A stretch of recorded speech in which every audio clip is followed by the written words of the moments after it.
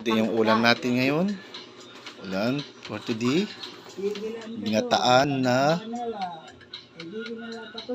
puso na may malunggay, may sili, at may isda tayong pranito. Ayan, ang tawag yung pranitong isda pugot. Ang sarap yan, Maldi. Pugot. Ito, kinain namin yan yung tambakol sa isda aso. Nakahuli. Sarap. Kaso hindi fried. Putla pa. Hindi nakahuli na. Pansit pa. Mo ka naman. Mukha ko yung pansit yan. Ang sarap yung mga ready.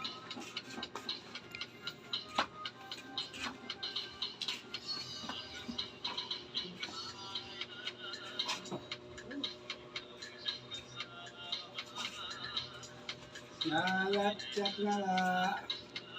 Pansit pa.